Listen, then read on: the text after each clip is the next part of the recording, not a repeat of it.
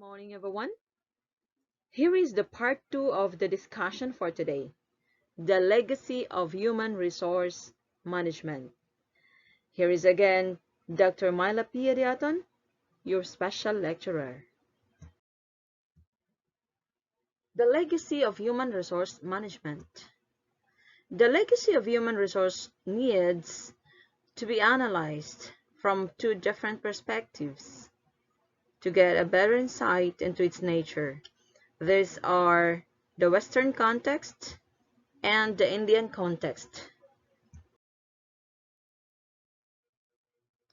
For the Western context, the origin of human resource management as is known today date back to ancient times. One find a reference of human resource policy as early as 400 BC, when the Chaldeans had a sound incentive wage plan. All that has changed over the years is the status of the employees, their roles and relationship, interpersonal and intergroup. The status of labor prior to Industrial Revolution was extremely low, and the relationships were characterized by slavery, serfdom, and guild system. The slaves performed manual tasks to agricultural, military, and clerical responsibilities. The efficiency levels were low due to overdependence on negative incentives and negligence of positive incentives. As a continuation of the Western context, the slavery structure was replaced by serfdom, where neither slaves nor hired laborers. Workers were offered positive incentives which resulted in enhanced productivity and reduced needs for supervision. Manufacturing and commercial enterprises were replaced by the guild system. The guild system involved the owners, the journeyman, and the apprentice. It was here that the real human resource management started.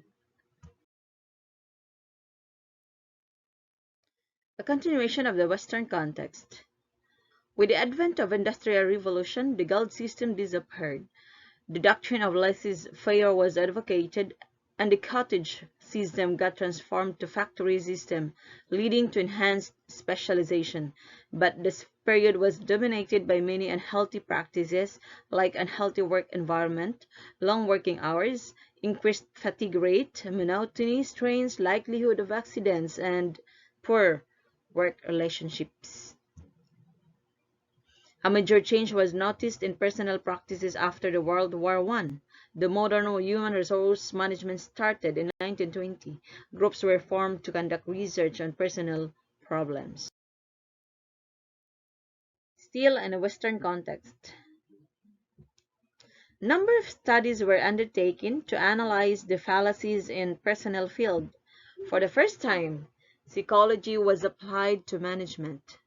The application of psychology brought a dramatic change in the work relationship and productivity started increasing, but this prosperity ended during the Great Depression. Personnel departments started stressing on management individual-employee relationships. This was followed by setting up of labor's relation department to negotiate and administer collective bargaining. For the last part of the Western context, federal interest gave rise to Manpower Management Department.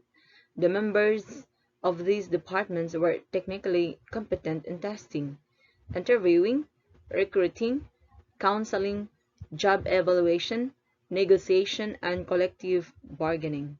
They also acquired expertise in wage and salary administration, employee benefit schemes and services, training and development, and other allied services. The top management started encouraging line managers in middle management to consult personnel departments in these respects. These departments later on acquired recognition as a staff to the working line. Whereas, for the Indian context, the human resource management in India is centuries old. The first reference of human resource management was provided by Kautilya, and as early as 4th century BC in his book Arthashastra. The work environment had logical procedures and principles in respect of labor. Organizations such as Shrine wages were paid in terms of quantity and quality of work. Workers were punished for unnecessary delay or spoiling of work. Kautilya's contribution was based on Shamrastra concepts like job description, qualifications for jobs, selection procedures, executive development, incentive system, and performance appraisal were very effective analyzed and explained. As a continuation for the Indian context, the guild system prevailed in the Indian economy too. It was based on varnashram or caste system and resulted in division of labor accordingly. In the course of time, professions became hereditary from 14th century BC to the latter half of 10th century BC. The relationship of employer-employee was marked with justice and equity. The human resource management experienced fall in medieval India due to foreign aggressions over the next 700 years.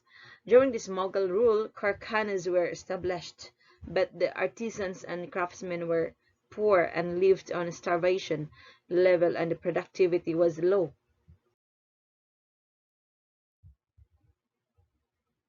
We're still on the Indian context.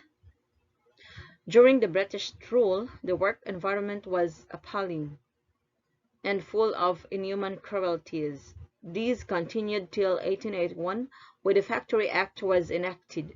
This act provided for weekly holidays, fixation of working hours, fixation of minimum age for children, and 7 years subject to a maximum working period of 7 hours a day. In 1890, the first labor organization was formed and was known as Bombay Mill Hands Association. This association started working for improving the work environment and for getting the workers their rightful dues. The success of this association, few amongst these were Printers Union Calcutta 1905, Postal Union, Bombay 1907, and Madras Labor Union 1918.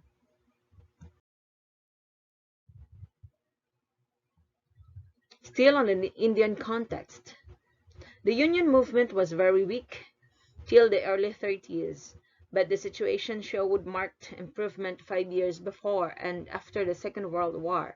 After independence, the activities of the personnel department have multiplied.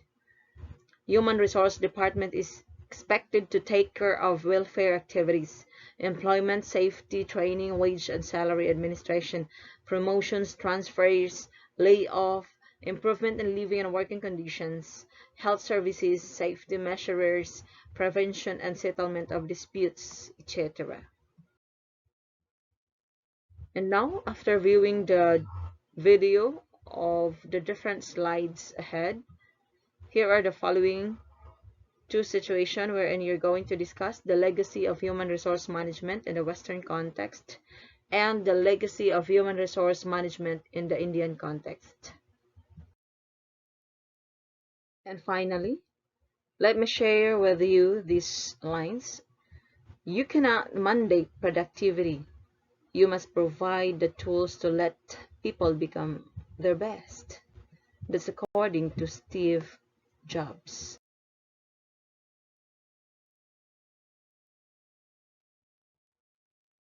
And that's all. Thank you for viewing.